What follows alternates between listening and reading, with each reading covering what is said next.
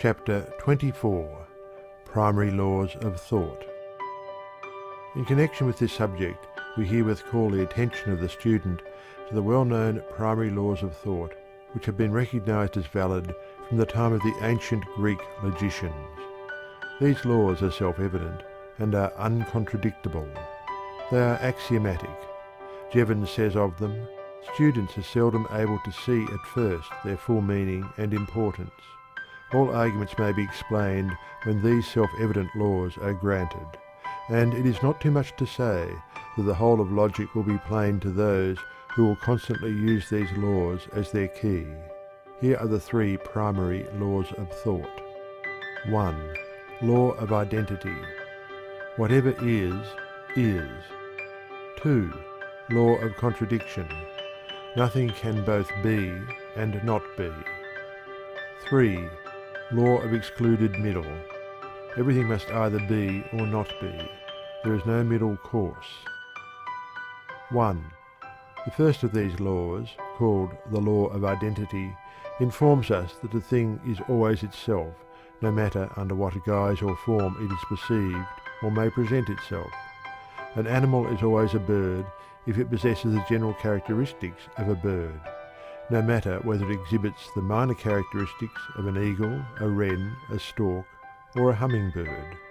In the same way, a whale is a mammal because it possesses the general characteristics of a mammal, notwithstanding that it swims in the water like a fish. Also, sweetness is always sweetness, whether manifested in sugar, honey, flowers, or products of coal tar. If a thing is that thing, then it is, and it cannot be logically claimed that it is not. 2. The second of these laws, called the law of contradiction, informs us that the same quality or class cannot be both affirmed and denied of a thing at the same time and place. A sparrow cannot be said to be both bird and not bird at the same time. Neither can sugar be said to be sweet and not sweet at the same time. A piece of iron may be hot at one end and not hot at another, but it cannot be both hot and not hot at the same place at the same time. 3. The third of these laws, called the law of excluded middle, informs us that a given quality or class must be affirmed or denied to everything at any given time and place. Everything either must be of a certain class or not, must possess a certain quality or not, at a given time or place. There is no alternative or middle course. It is axiomatic that any statement must either be or not be true of any certain other thing at any certain time and place. There is no escape from this. Anything either must be black or not black, a bird or not a bird, alive or not alive, at any certain time or place. There is nothing else that it can be. It cannot both be and not be at the same time and place, as we have seen. Therefore, it must either be or not be that which is asserted of it. The judgment must decide which alternative, but it has only two possible choices. But the student must not confuse opposite qualities or things with notness. A thing may be black or not black, but it need not be white to be not black, for blue is likewise not black, just as it is not white. The neglect of this fact frequently causes error. We must always affirm either the existence or non-existence of a quality in a thing, but this is far different from affirming or denying the existence of the opposite quality. Thus a thing may be not hard, and yet it does not follow that it is soft. It may be neither hard nor soft. Fallacious application. There exists what are known as fallacies of application of these primary laws. A fallacy is an unsound argument or conclusion. For instance, because a particular man is found to be a liar, it is fallacious to assume that all men are liars, for lying is a particular quality of the individual man, and not a general quality of the family of men. In the same way, because a stork has long legs and a long bill, it does not follow that all birds must have these characteristics simply because the stork is a bird. it is fallacious to extend an individual quality to a class. But it is sound judgment to assume that a class quality must be possessed by all individuals in that class. It is a far different proposition which asserts that some birds are black from that which asserts that all birds are black. The same rule, of course, is true regarding negative propositions. Another fallacy is that which assumes that because the affirmative or negative proposition has not been or cannot be proved, it follows that the opposite proposition must be true. The true judgment is simply not proven. Another fallacious judgment is that which is based on attributing absolute quality to that which is but relative or comparative. For instance, the terms hot and cold are relative and comparative, and simply denote one's relative opinion regarding a fixed and certain degree of temperature. The certain thing is the degree of temperature, say 75 degrees Fahrenheit. Of this, we may logically claim that it is or is not true at a certain time and place. It either is 75 degrees Fahrenheit or it is not. But to one man this may seem warm and to another cold. Both are right in their judgments as far as their own relative feelings are concerned, but neither can claim absolutely that it is warm or cold. Therefore, it is a fallacy to ascribe absolute quality to a relative one. The absolute fact comes under the law of excluded middle, but a personal opinion is not an absolute fact. There are other fallacies which will be considered in other chapters of this book under their appropriate heading. End of chapter 24. Chapter 25. Reasoning. Reasoning, the third great step in thinking, may be said to consist of ascertaining new truths from old ones, new judgments from old ones, unknown facts from known ones. In short, a proceeding logically from the known to the unknown, using the known as a foundation for the unknown which is sought to be known. Gordy gives us the following excellent definition of the term. Reasoning is the act of going from the known to the unknown through other beliefs, of basing judgment upon judgments, reaching beliefs through beliefs. Reasoning, then, is seen to be a process of building a structure of judgments, one resting upon the other, the topmost point being the final judgment, but the whole constituting an edifice of judgment. This may be seen more clearly when the various forms of reasoning are considered. Immediate reasoning. The simplest form of reasoning is that known as immediate reasoning, by which is meant reasoning by directly comparing two judgments without the intervention of the third judgment, which is found in the more formal classes of reasoning. This form of reasoning depends largely upon the application of the three primary laws of thought, to which we have referred in a previous chapter. It will be seen that if A, a thing is always itself, then B, all that is included in it, must partake of its nature. Thus, the bird family has certain class characteristics. Therefore, by intermediate reasoning, we know that any member of that family must possess those class characteristics, whatever particular characteristics it may have in addition. And we likewise know that we cannot attribute these particular characteristics as a matter of course to the other members of the class. Thus, though all sparrows are birds, it is not true that all birds are sparrows. All biscuits are bread, but all bread is not biscuit. In the same way, we know that a thing cannot be bird and mammal at the same time, for mammals form a not-bird family.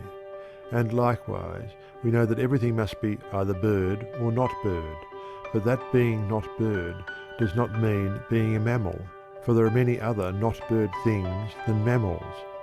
In this form of reasoning, distinction is always made between the universal or general class, which is expressed by the word all, and the particular or individual, which is expressed by the word some.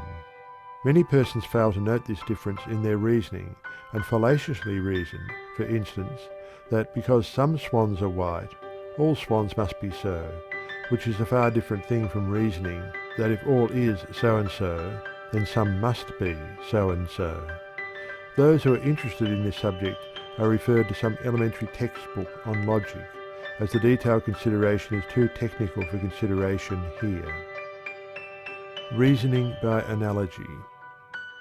Reasoning by analogy is an elementary form of reasoning, and is a particular kind of reasoning employed by the majority of persons in ordinary thought.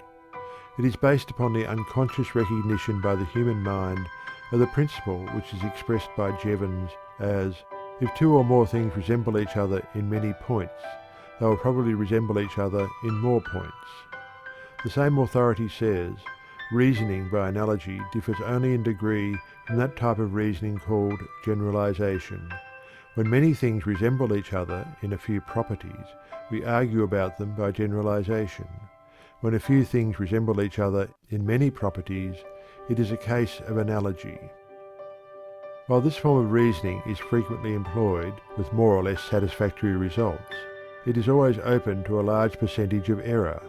Thus, persons have been poisoned by toadstools by reason of the false analogous reason that because mushrooms are edible, then toadstools, which resemble them, must be also fit for food, or in the same way, because certain berries resemble other edible berries, they must likewise be good food. As Brooks says, to infer that because John Smith has a red nose and is also a drunkard, then Henry Jones, who also has a red nose, is also a drunkard, would be dangerous inference. Conclusions of this kind, drawn from analogy, are frequently dangerous. Halleck says, many false analogies are manufactured, and it is excellent thought training to expose them. The majority of people think so little that they swallow these false analogies just as new-fledged robins swallow small stones dropped into their mouths. Jevons, one of the best authorities on the subject, says, there is no way in which we can really assure ourselves that we are arguing safely by analogy. The only rule that can be given is this, that the more closely two things resemble each other, the more likely it is that they are the same in other respects, especially in points closely connected with those observed. In order to be clear about our conclusions, we ought, in fact, never to rest satisfied with mere analogy, but ought to try to discover the general laws governing the case. We find that reasoning by analogy is not to be depended upon, unless we make such an inquiry into the causes and laws of the things in question that we really employ inductive and deductive reasoning. Higher forms of reasoning. The two higher forms of reasoning are known respectively as 1. Inductive reasoning, or inference from particular facts to general laws, and 2. Deductive reasoning, or inference from general truths to particular truths. While the class distinction is made for the purpose of clear consideration, it must not be forgotten that the two forms of reasoning are generally found in combination. Thus, in inductive reasoning, many steps are taken by the aid of deductive reasoning, and likewise, before we can reason deductively from general truths to particular ones, we must have discovered the general truths by inductive reasoning from particular facts. Thus there is a unity in all reasoning processes, as there is in all mental operations. Inductive reasoning is a synthetical process, deductive reasoning an analytical one. In the first we combine and build up, in the latter we dissect and separate. End of chapter 25. Chapter 26. Inductive reasoning. Inductive reasoning is based upon the axiom, what is true of the many is true of the whole. This axiom is based upon man's belief in the uniformity of nature. Inductive reasoning is a mental ladder by which we climb from particular facts to general laws, but the ladder rests upon the belief that the universe is governed by law. The steps in inductive reasoning are as follows. 1. Observation, investigation, and examination of particular facts or things. If we wish to know the general characteristics of the bird family, we must first examine a sufficient number of birds of many kinds so as to discover the comparatively few general characteristics possessed by all of the bird family, as distinct from the particular characteristics possessed by only some of that family. The greater the number of individuals examined, the narrower becomes our list of the general qualities common to all. In the same way, we must examine many kinds of flowers before we come to the few general qualities common to all flowers, which we combine in the general concept of flower. The same, of course, is true regarding the discovery of general laws from particular facts. We examine the facts and then work toward a general law which will explain them. For instance, the law of gravitation was discovered by the observation and investigation of the fact that all objects are attracted to the earth. Further investigation revealed the fact that all material objects are attracted to each other.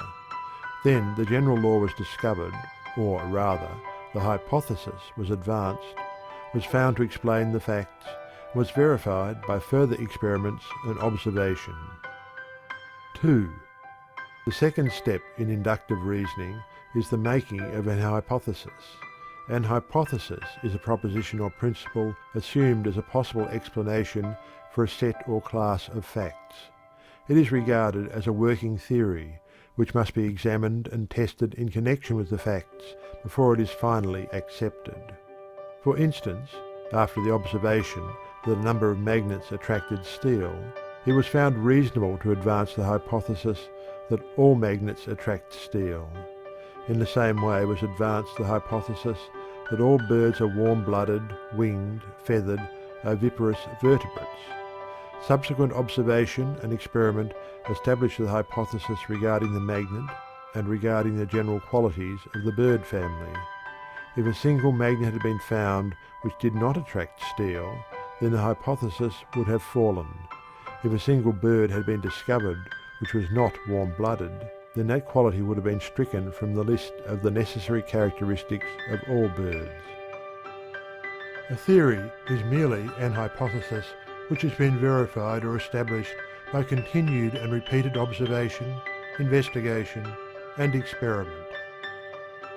Hypotheses and theories arise very generally from a subconscious assimilation of a number of particular facts and the conscious flashing of a great guess or a sacred suspicion of the truth into the conscious field of attention. The scientific imagination plays an important part in this process. There is, of course, a world of difference between a blind guess based upon insufficient data and a scientific guess resulting from the accumulation of a vast store of careful and accurate information. As Brooks says, the forming of an hypothesis requires a suggestive mind, a lively fancy, a philosophic imagination that catches a glimpse of the idea through the form or sees the law standing behind the fact. But accepted theories, in the majority of cases, arise only by testing out and rejecting many promising hypotheses and finally settling upon the one which best answers all the requirements and best explains the facts. As an authority says, to try wrong guesses is with most persons the only way to hit upon right ones. 3. Testing the hypothesis by deductive reasoning is the third step in inductive reasoning. This test is made by applying a hypothetical principle to particular facts or things, that is, to follow out mentally the hypothetical principle to its logical conclusion. This may be done in this way. If so and so is correct, then it follows that thus and so is true, etc. If the conclusion agrees with reason, then the test is deemed satisfactory so far as it has gone. But if the result proves to be a logical absurdity or inconsistent with natural facts, then the hypothesis is discredited. 4. Practical verification of the hypothesis is the fourth step in inductive reasoning. This step consists of the actual comparison of observed facts with the logical conclusions arising from applying deductive reasoning to the general principle assumed as a premise. The greater number of facts agreeing with the conclusions arising from the premise of the hypothesis, the greater is deemed the probability of the latter. The authorities generally assume an hypothesis to be verified when it accounts for all the facts which properly are related to it. Some extremists contend, however, that before an hypothesis may be considered as absolutely verified, it must not only account for all the associated facts, but that also there must be no other possible hypothesis to account for the same facts. The facts referred to in this connection may be either 1. Observed phenomena, or 2. The conclusions of deductive reasoning arising from the assumption of the hypothesis, or 3. The agreement between the observed facts and the logical conclusions. The last combination is generally regarded as the most logical. The verification of an hypothesis must be an all-around one, and there must be an agreement between the observed facts and the logical conclusions in the case. The hypothesis must fit the facts, and the facts must fit the hypothesis. The facts are the glass slipper of the Cinderella legend. The several sisters of Cinderella were discarded hypotheses, the slipper and the sisters not fitting. When Cinderella's foot was found to be the one foot upon which the glass slipper fitted, then the Cinderella hypothesis was considered to have been proved. The glass slipper was hers, and the prince claimed his bride. End of chapter 26. End of section 11.